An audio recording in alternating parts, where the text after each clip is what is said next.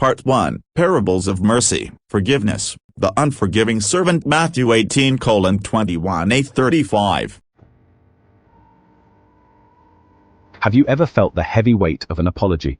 The kind that sits on your chest. It makes breathing hard.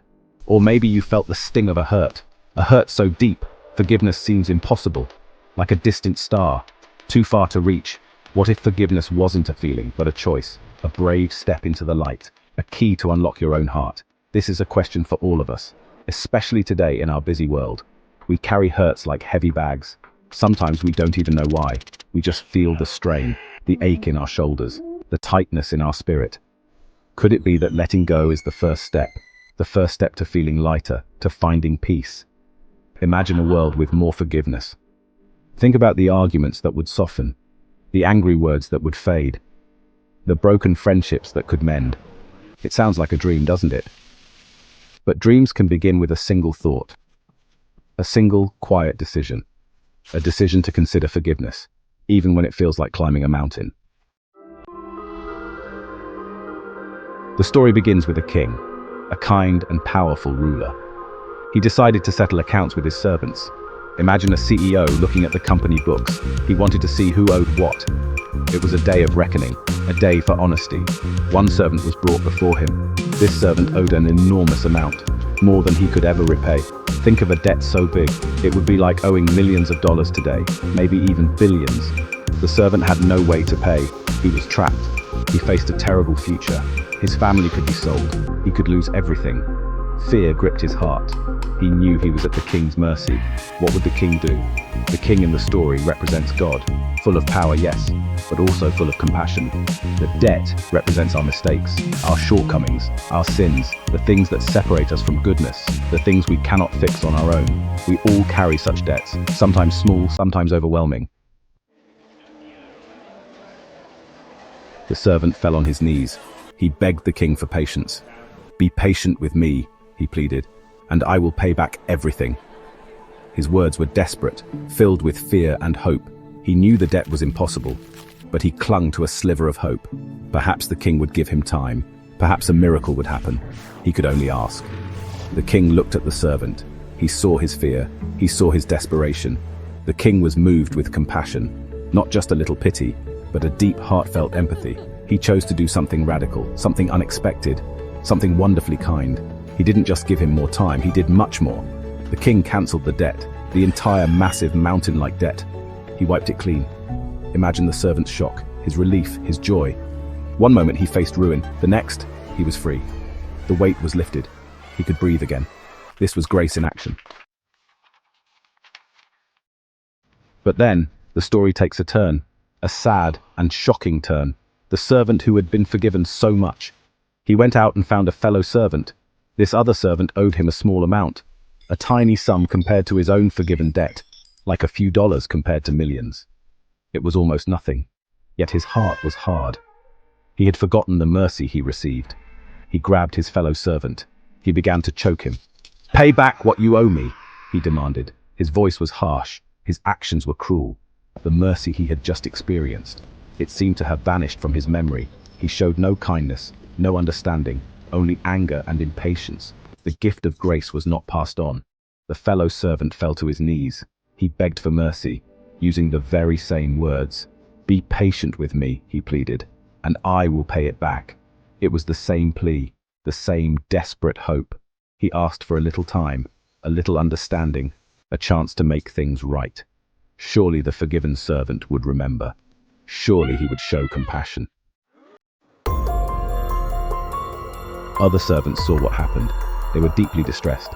They knew about the first servant's huge debt. They knew the king had forgiven him.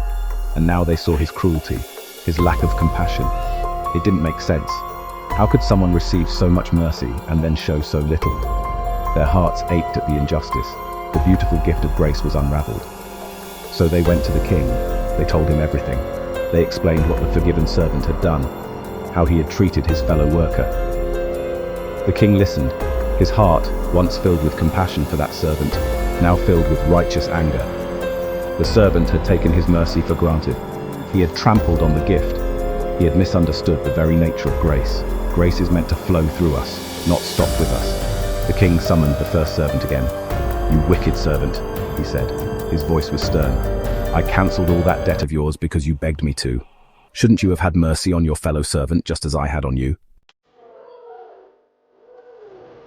This story was Jesus' answer, an answer to Peter's question. Peter asked, "Lord, how many times shall I forgive my brother when he sins against me? Up to 7 times. Peter thought 7 was a generous number. Most teachers then suggested 3 times, so Peter was being quite charitable. Or so he thought. He was trying to quantify forgiveness, to put a limit on grace. But Jesus had a different idea. Jesus replied, "I tell you, not 7 times, but 70 times 7. Wow, that's 490 times. Was Jesus giving a new, higher number, a new rule to follow? No, not really. He wasn't saying keep a tally chart and stop at 491. He meant something much deeper, something about the very nature of forgiveness, something that goes beyond counting. 70 times 7 means unlimited forgiveness. It means forgiving without keeping score. It means letting go of resentment, again and again and again, like the king forgave the huge debt without expecting repayment. We might think, I don't owe millions, and no one owes me that much either. Perhaps not in money. But what about other kinds of debts? The small hurts we collect, the grudges we nurse, the unspoken resentments that build up, like little entries in a hidden ledger. She ignored me at the party. He didn't thank me for the help. These are the small debts of daily life. That servant, forgiven a fortune. He couldn't forgive a few coins. Are we sometimes like him? We have received so much grace, the gift of life itself, the beauty of the world, the love of friends and family, moments of joy and peace. These are immense gifts. Yet we can get stuck on small offenses from others, allowing them to steal our peace. Think about someone who has wronged you. Maybe it was a careless word, or a broken promise, a misunderstanding that grew. It feels real, doesn't it? The hurt can be sharp, but compare it to the grace you've known, the times you've been forgiven.